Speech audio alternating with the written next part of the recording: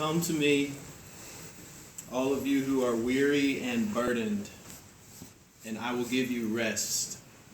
The words of Jesus in Matthew chapter 11, verse 28. Each of us has entered into this space today with a mixture of feelings and emotions. Some of us here believe very much in God's existence and His eternal goodness. Some of us here today might be struggling with that. Just the question of God's existence, let alone His goodness. Some of us have nothing but good memories about Ma. Some of us might have a mixture of memories, both pleasant and unpleasant. I think about the only unpleasant memory I have of Ma was a result of my own mischievousness when I was little with my cousin Blair. We thought it was a good idea to run our bicycles into the trees in her backyard, and we ruined one of them. Outside of that, there's only a few categories of Ma moments that I have in my recollection. The first category is all of the times that she showed her love for me and my family. The second category would be all of the times she displayed her love for Jesus. And the third category would be all the times that she yelled at Pa for saying something inappropriate. And I know those two loved each other. And yeah, they bickered, you know. What couple doesn't? They had their shortcomings. What person does not? You know, I'm so thankful for what they taught me about how to live and love and have unity in diversity. And they taught me that following Jesus isn't just something you do on Sunday. They taught me that the color of somebody's skin is not a reason to look down on them.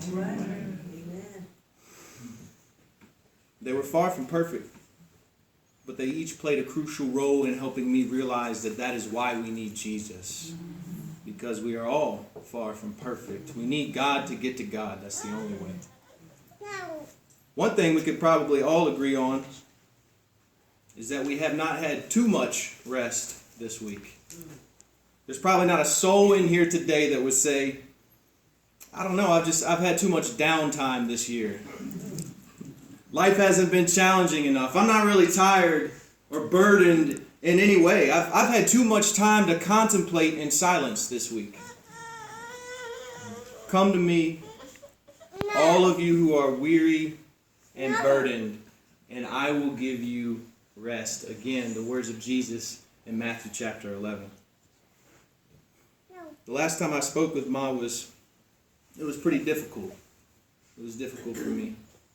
The look on her face indicated that she kind of knew my wife and myself and my daughter, but she couldn't articulate who we were. It's the look you have when you run into somebody that you've met before at the store and you don't remember their name. You know? There was hesitation, there was uncertainty. And it was a strange feeling because just last July she had come down to where I live in Harrisonburg with my family. And she had seen me preach at our church. And she had told me how proud she was that I wanted to share Jesus with the community. And she knew me. She knew my wife. She knew my daughter. She could still walk. She could still speak. She struggled, but she could do it. You know, a few months later, she could hardly move. Her speech was fragmented and incoherent. She didn't seem to remember our names. It's that feeling you have when you realize that you've lost somebody before you actually lost them. But there was one thing, one person that she still seemed to know well. One of our last exchanges, I stooped down beside her bed and I said, Ma, are you still talking to Jesus? Without hesitation, clearly she said, all the time. That was a beautiful moment because I'm going to tell you, I realized that all of the familiar faces and people that she loved in the grip of death were becoming unfamiliar. Not Jesus.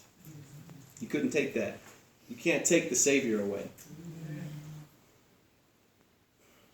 Come to me, all of you who are weary and burdened, and I will give you rest. Once more, the words of Jesus in Matthew chapter 11. If God is really good, why does he allow evil to happen? Why do bad things happen to good people? If God really loves us, why does he allow pain and suffering and death into this world anyways? These are questions we have all asked, if we're honest, and I hope we are. These are the questions that have been heard since ancient times. Modern skepticism has nothing new to offer in this regard, as these very questions are found in the pages of the Bible itself. The book of Malachi is located at the end of the Old Testament. In its 4 brief chapters, you see these kinds of questions emerge. God says in chapter 1 that he has loved his people, although they've been rebellious.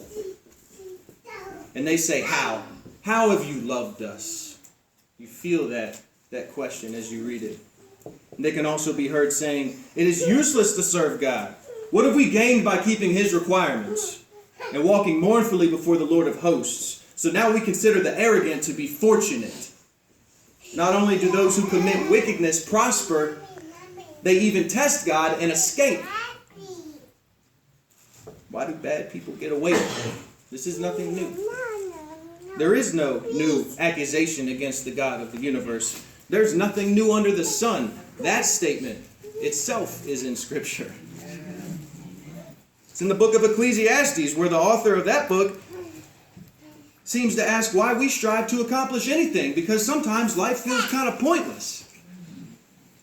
And he also presses in with the deep questions that we need to ask about who's going to take care of the oppressed, because no one's speaking up for them.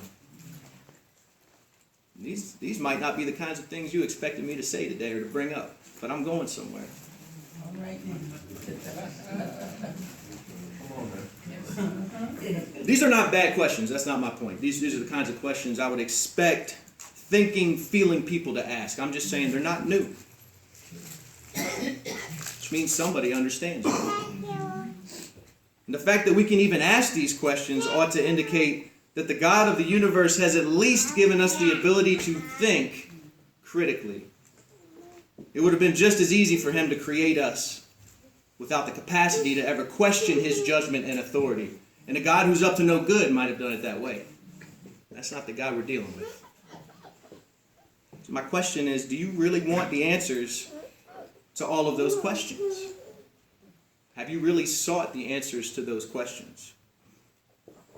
Or are you sometimes content with throwing a few difficult questions at God and calling it a day? I find it curious that if somebody were to stop us from doing whatever we wanted to do, we might say that they had attempted to rob us of our humanity. They had stopped me from being me. But when God does whatever he pleases, we declare that he couldn't be God any longer. We attempt to rob him of his divinity. In other words, we expect God to let us do as we please without consequence, but we never intend to return the favor. And I want to make something clear. I don't have all of the answers. Okay? But I can promise you that the ability to criticize God will always be available. If you want it, it's there. It's not that hard to find. And it's always going to be available because we won't be satisfied with any variation of the ways God could behave or any variation of universes he could have created until we're satisfied with the idea of letting God be God. And this is writ large in the universe that we do have. Notice some of these double standards we have. We criticize God for the existence of pain. Either you've done it or somebody you know has done it. It's a very familiar question. Why does God allow pain? But then I hear about these people who have non-functioning nervous systems, who literally can't feel pain. These people exist in the world. Look this up. And the fact that they can't feel pain makes their life kind of miserable. Think about that for a second. The lack of pain makes their life miserable. They do a lot of permanent damage to their bodies without even realizing it because they don't feel the pain signals telling them to stop what they're doing. So we criticize God for a lack of pain. Why were they created that way? Why pain? Why not pain? Either way, we condemn God. We criticize God for evil existing. And then we hear people criticize him for the existence of hell, a place where evil is punished. Why evil? Why is evil punished in this way? Either way, we condemn God. How ironic that we use our freedom to criticize him for allowing us to be free. We ask about the people in the remote parts of the world that'll never hear the gospel, assuming that God has forgotten about them or he can't reach them without the mighty us. Must be impossible. But we could just as well criticize God for letting somebody be born into a Christian home. You know the person I'm talking about. You may have been or you might still be the person I'm talking about. The one who was born into that environment and was pushed away from the faith because they were exposed to it too much. The piety and the hypocrisy pushed them away. Why weren't they born somewhere else? Back and forth we can go. So we doubly condemn God. What about those who are too far from the good news? What about those who got a little too close to the good news and they didn't like it and they turned away? Either way, shame on God. We demand a miracle as a sign, or God isn't giving us a fair shot. If only I could see something miraculous, I could believe. Something besides a highly improbable universe that does exist with fine-tuned creatures and a 3 billion character sequence of DNA inside of their bodies. Something miraculous, not that. Something bigger than that. We forget that miracles abounded in the Bible and there were still plenty of hard hearts. We forget Adam and Eve walked with God and still sinned. That Jesus performed the extraordinary and would have these people the next day ask him, what sign will you do so we can believe? And finally, this might be the most sobering indication of how fickle we can be. We ask, why does God feel distant? Why does he feel distant sometimes? We forget that when he drew near, we crucified him. It's amazing. It makes me think of how my daughter, Magnolia, when she was younger, she wouldn't be satisfied until we would pick her up. She would cry, and she would cry until we picked her up. And as soon as we picked her up, you know what she wanted? She wanted to be put down. She would cry until, oh no, she was wiggling. She put me down. Okay, so we put her down. She starts crying again. Hold me. This is an awfully familiar picture. Back and forth we go with the God of the universe. If you got what you were really asking for, would you be happy? Or would you be asking God to put you right back where you were? Somewhere else. Doing something else. Being someone else. What do you really want? What do you really want? I'm convinced that St. Augustine was right when he said to God, you have made us for yourself, and our heart is restless until it rests in you. By the way, God is not distant. You may not believe me, but he's not. It's not an issue of proximity. The issue is that of awareness and perspective. I heard a story about a man who looked outside of his window one day at the neighbor's laundry that was hanging on the clothesline. And he remarked to his wife that maybe they should invest in some bleach because the whites were still filthy. And the next day he looked out the window and he saw more clothes hanging to dry, and he mentioned to his wife, maybe there's a problem with their detergents because these clothes still have stains on them. On the third day, he grumbled about how embarrassed he would be to have his clothes washed by these people because they were still disgusting. But on the fourth day, he was amazed. As he looked out the window, he saw how clean and bright the clothes were. And he said to his wife, they must have finally changed detergents. She said, no, I just cleaned the window.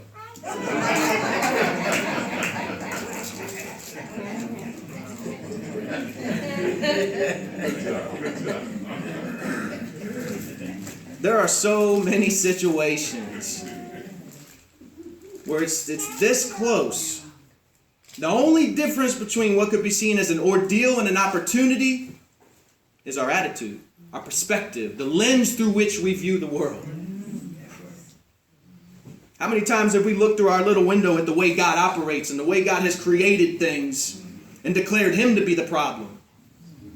When the real issue the entire time is the current shape or state of our window through which we're looking. You might see a funeral as a reason to be angry at God. You might see the current state of affairs in this world and the way life has treated you as a reason to discredit God's goodness or omnipotence. I see things differently. I see things through eyes that were created by him and a window that was cleansed by him. And I think Ma and Pa saw things differently too. How else can you explain their faith in a God who would allow the colors of their skin, when brought together, to put a target for hatred on their backs? That's the world we live in. How else can you explain the love for Jesus that Ma had, knowing what kind of upbringing her husband, her beloved, had in this world that God created? Either they were blind to the world of pain and suffering and death and hatred and racism around them, or they're working with a different set of eyes. Eyes that can see the bigger narrative. Eyes that can see that despite what it looks like sometimes, God is still good and he knows what he's doing. Now, I will never be an advocate for blind faith. I'm not asking you to just accept God's mysterious providence on a whim because you heard it in a book, because you heard someone preach it. No! Jesus said that the greatest commandment is to love the Lord your God with all your heart, your soul, and your mind. And if loving the Lord your God with your mind is a part of the greatest commandment, that means intellectual honesty is of the utmost importance.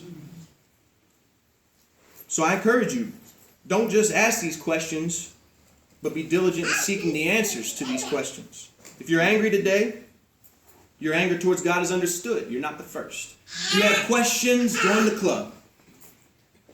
If you really want to know the answer to questions like, why do bad things happen to good people, then follow that question to the cross, where the only fully innocent man in history suffered a severe public execution.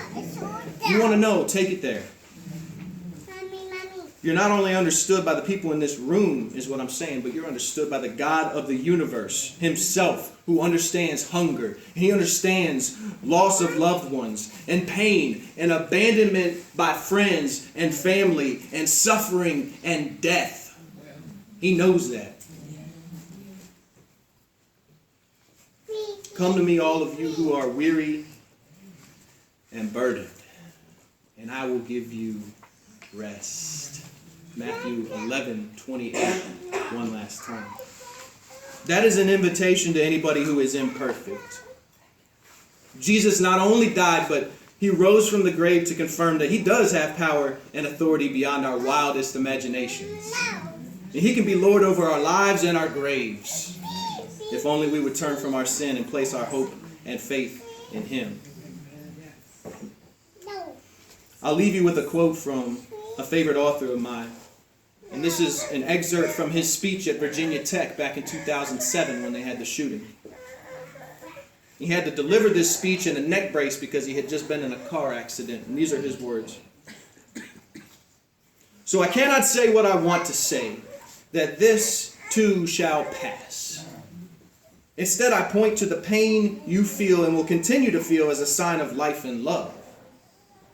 I'm wearing a neck brace because I broke my neck in an auto accident. As I lay strapped to a bodyboard for the first few hours, the medical staff refused to give me any pain medication while they tested my responses. And the doctor kept probing and moving my limbs, pinching me and sticking me with a pin, always asking, "Does this hurt? Do you feel that?" Each time I answered, "Yes, yes." And each time he smiled and said, "That's good." The sensations indicated that my spinal cord had not been damaged. Pain offered proof of life, of union, a vital sign that my body remained whole. Medicine falls helpless before a body that cannot feel. In grief, love and pain converge. Where is God when it hurts? We know one answer because God came to earth and showed us.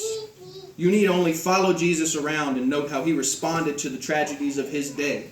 large-scale tragedy, such as an act of government terrorism in the temple, or a tower collapsing on 18 innocent bystanders, as well as small tragedies, such as a widow who had lost her only son, or even a Roman soldier whose servant had fallen ill. At moments like these, Jesus never delivered sermons about judgment or the need to accept God's mysterious providence. Instead, he responded with compassion, which is a word from Latin meaning to suffer with. So I invite you today, that is the end of that quote, I invite you today to see the pain you have felt, either from today or all of the other things in life that are happening around you, as an indication that you're still alive. You're still feeling, and that's good. And if we can even remotely see the physical benefit of the existence of pain for a moment, just maybe, the good God of the universe knows what to do with our pain for eternity. Just maybe there's a plan bigger than us. So I invite you today to cling to the Jesus that Ma loves so dearly, as you grieve and as you pursue the truth to life's greatest questions.